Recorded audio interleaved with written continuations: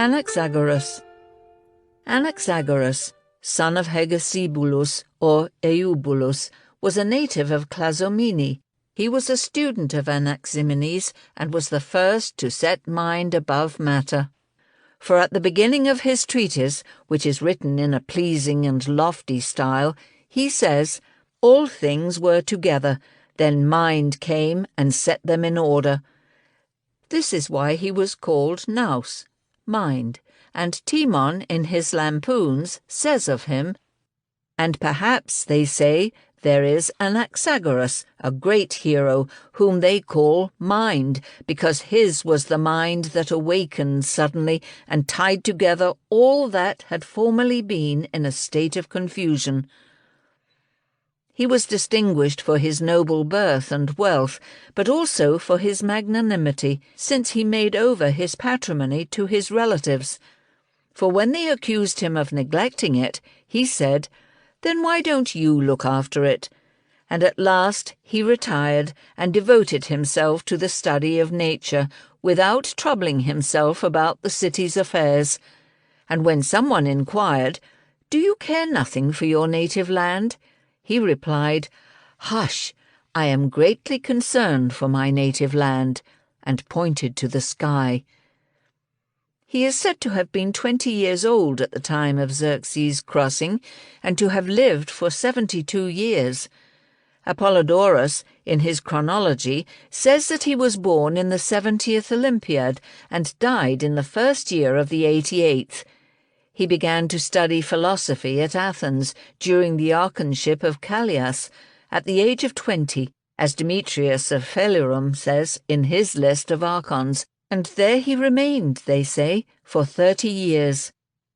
It was he who said that the sun is a red-hot mass of iron and is larger than the Peloponnese.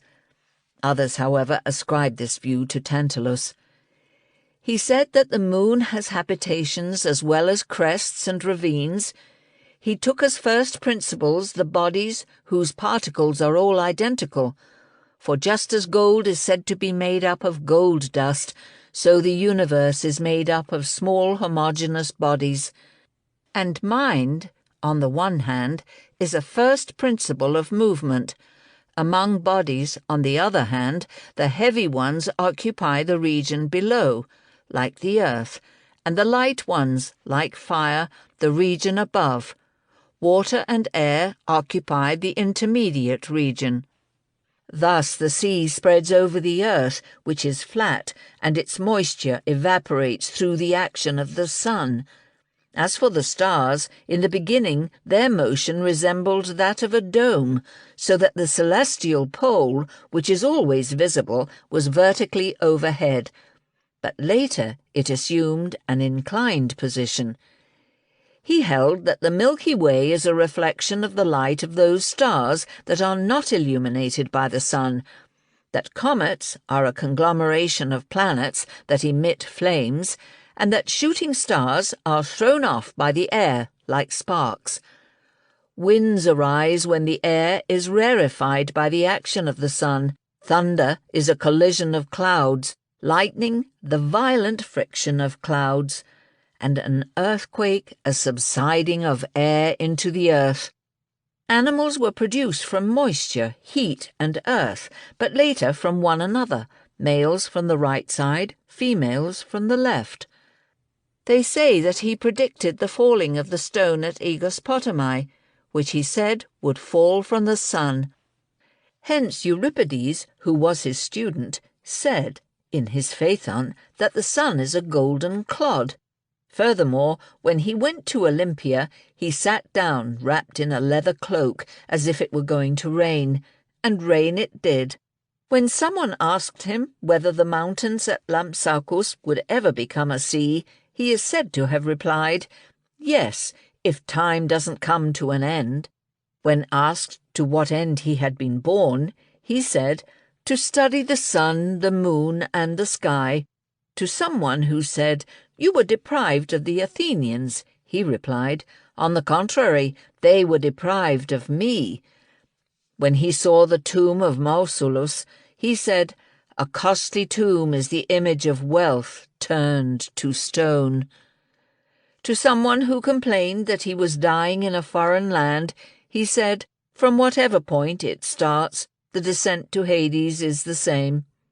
According to Favorinus in his Miscellaneous History, Anaxagoras seems to have been the first to declare that the poetry of Homer is concerned with virtue and justice, and Metrodorus of Lampsacus, who was his disciple, lent even more support to this view.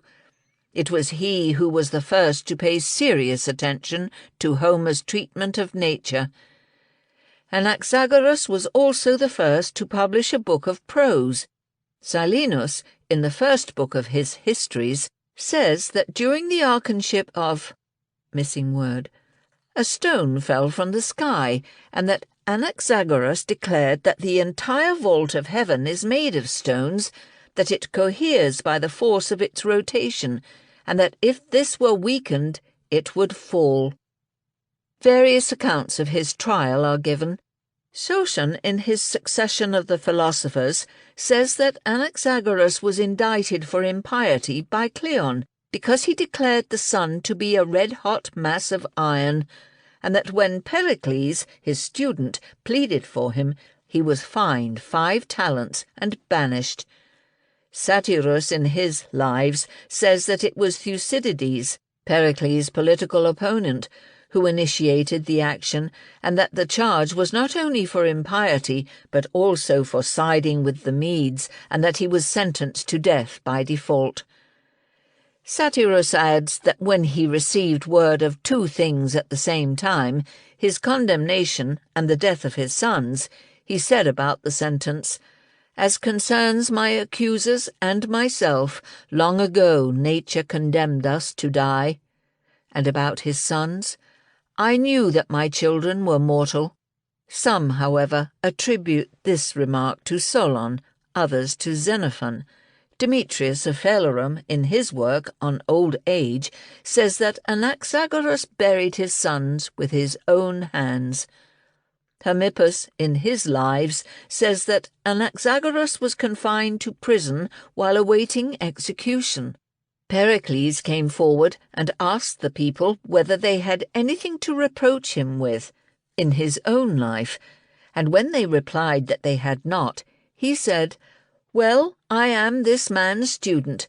Do not be carried away by slanders and put him to death, but listen to me and release him." And Anaxagoras was released, but as he could not bear the insult he had suffered, he did away with himself. Hieronymus, in the second book of his Miscellaneous Notes, says that Pericles brought him into court so weak and wasted by disease that he owed his acquittal more to pity than to the merits of his case. So much for his trial. He seemed to have harboured hostility towards Democritus, whom he failed to engage in a dialogue. At the end he returned to Lampsacus, and it was there that he died. And when the magistrates of the city asked what he wanted done for him, he said they should let the children make merry every year in whatever month he died, and the custom is kept up even now. When he died, the people of Lampsacus gave him a distinguished burial and had the following verses inscribed on his tomb. Here, after approaching the farthest limit of the truth of the celestial world, lies Anaxagoras. My own verses about him run as follows. He once declared the sun to be a mass of red-hot iron, and for this Anaxagoras was bound to die. His friend Pericles saved him, though he himself, his wisdom failing, ended his own life. There have been 3 other men named Anaxagoras, of whom no other account contains a complete list. The first was an orator of the school of Isocrates, the second a sculptor mentioned by Antigonus, and the third a grammarian, a student of Zenodotus.